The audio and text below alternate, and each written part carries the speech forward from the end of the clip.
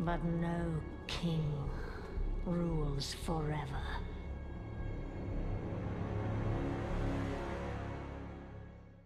Good morning to each and every one of you, and yes, I have not slept an awful lot because we've just had one of the most amazing cinematics and one of the most amazing BlizzCons. The reveals right now for the Shadowlands is insane. I'm so excited for just what this means in terms of speculation for the lore. Remember, we know nothing about the Shadowlands. I just want to put that out there. If you read the Chronicles, if you read what the Chronicles knows about the Shadowlands, it's pretty much this is where the souls of the dead go. No one knows who created it. No one knows where it's from.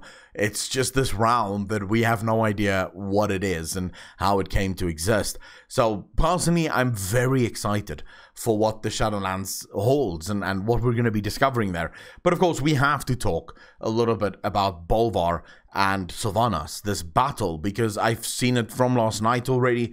A lot of people have a lot of questions around this 1v1 battle and how Sylvanas beat Bolvar so easily. For a lot of people, this seems to be a bit of a kick in the nuts, if you will.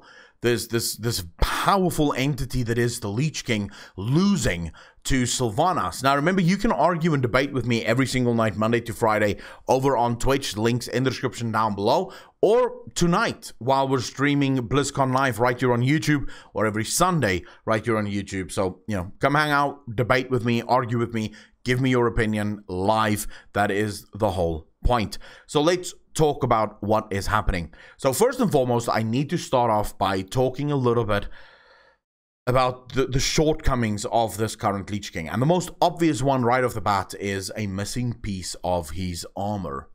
Frostmourne. Remember, the Lich King, much of his power is nestled in what can be described as his armor. The helm of domination. This helm, of course, is gives him the ability to control the dead, to exert his influence over the undead and the scourge in Northrend and beyond. And of course, he learns how to harness this power and eventually raise dead with it, control effectively the Shadowlands. It's his link to the Shadowlands. But there's this sword, Frostmourne, that was this was the power of the Lich King. This is what made him almost unstoppable, because Frostmourne did not only serve as a blade, but Frostmourne would learn from his victims. Every victim he killed, the more powerful the better, because he would learn and start to use the power of the slain enemies. So it is said that when Arthas wielded Frostmourne, regardless of its size and its weight, it was effortlessly. It was as if the blade was wielding itself and Arthur simply had to hold on.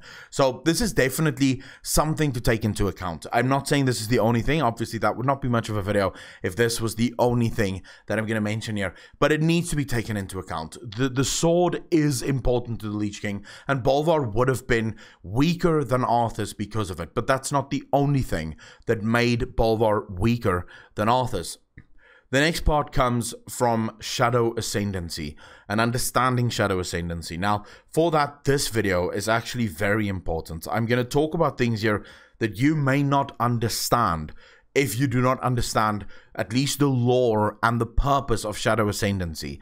So I'll give you a quick rundown, but if you want all of the evidence to this, it is there. So Shadow Ascendancy in the RPG of World of Warcraft is described as something that only the undead can do, and as the undead let go of their hope and of life, they become closer to death and they start embracing death. They become more powerful until they finally become the Shadow Ascended. This is when the power of death flows through you with no exception, with no resistance. You channel the power of death effortlessly.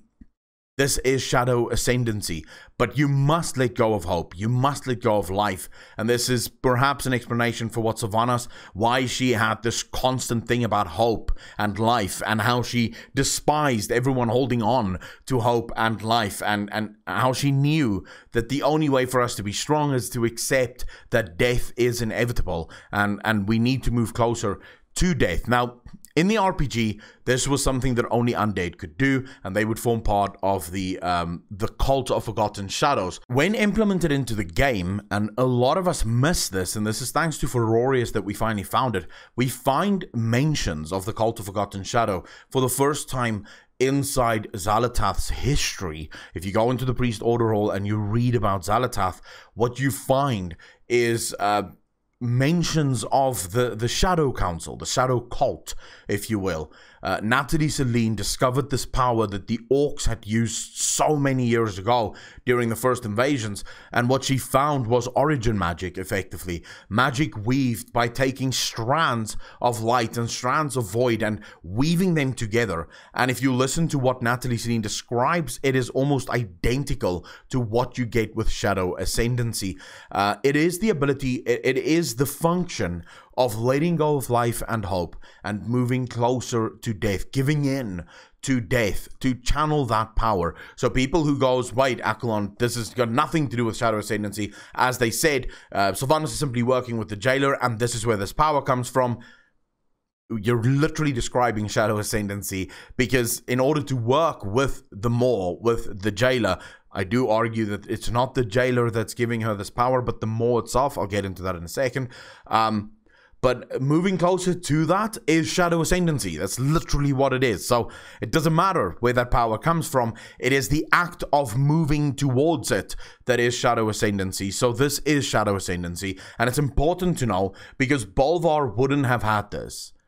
Remember, Ian said this himself, but we also know this. Bolvar placed himself as the Jailer of the Damned, not as Arthas the Lich King. Not truly. Remember, Arthas had no intention of just jailing the damned. Arthas wanted to conquer the world of the living. And one could perhaps argue that, yeah, he wanted to because he saw what Sylvanas now sees. This is perhaps why Sylvanas calls Bolvar a usurper. He doesn't deserve to sit there because he doesn't see the truth. He doesn't see what she sees. He doesn't see what Arthur saw, because Sylvanas most likely now understands. And again, I explained this in more detail in previous videos, but Arthas would have accepted death, and he would have learned how to channel and power himself through the workings of death, whereas Bolvar, thanks to the flames of Alexstrasza, but also thanks to who he was during life, he never fully accepted his place as the Lich King, as the enemy of life, but rather he saw this, as you heard when he spoke to Sylvanas, he saw it as a prison. His duty to keep the Forsaken at bay, to keep the Scourge at bay, to be the Jailer of the Damned. He didn't see himself as a warrior, as the warlord that needs to bring the entire world down. So he wouldn't have sought the power of death. He wouldn't have accepted his fate, most likely still holding on to hope that one day salvation may be there for him. So Bolvar would have been diminished in that regard. So for those of you that don't understand that, I can't help you any more than I already have. But let's talk about Shadow Ascendancy. Let's talk about the Jailer. And let's talk about the Maw. So I said before, I don't believe that the power comes from the Jailer, because I don't believe that the Jailer is there from the beginning. I think the Jailer is the reason that death is broken. There's a lot of discussion around who this Jailer could be, and if you look at the Jailer, it looks like he is chained. A lot of people said this last night during the live stream. At the time, I believe this may simply be part of his armor, but now it's starting to grow on me. It's starting to grow on me that the Jailer may in fact be chained to his post. He might be there against his will, and it's not Sylvanas that jailed him. No, Sylvanas is working most likely to free him. Whoever runs the Maw, whoever is the power that be within the Maw, that is the creature that controls the Jailer. And the Jailer was placed there to stop all souls from moving to the Arbiter. In other words, souls now no longer flow through the Maw to the Arbiter to be judged and placed, but rather once they enter into the Shadowlands, they are stuck in the Maw. They are stuck inside this hungering darkness. And this is the first time, I think, in a very long time, that I might bring up Argus. I'm not saying it is Argus. It doesn't look like Argus, at least the silhouette doesn't. But Argus's death may be important here. Might be. Not sure yet, but it might be. If Argus were to go anywhere, it would have been the Maw. Especially if we believe that all souls, no matter how powerful, contain this animus and will be placed somewhere within the Shadowlands, then Argus's death would have sent him to the Shadowlands and would have placed him in the Maw, making him the power that most likely controls the Maw. As for who sits on that throne, it has to be someone that came after Uther's death, because Uther is part of the Kyrian covenant. So Uther would have moved through the Maw to the Arbiter and be placed. Whereas no souls have been able to do this, and souls aren't able to escape the Maw, once they're trapped in there. And I believe this is thanks to the Jailer. The Jailer keeps these souls there. So this power that Sylvanas wields isn't something that comes from the Jailer. It is something that comes from the Maw. And I believe Sylvanas might wish to set the Jailer free. The words of Sylvanas here is very important. This world is a prison, and I will set us all free.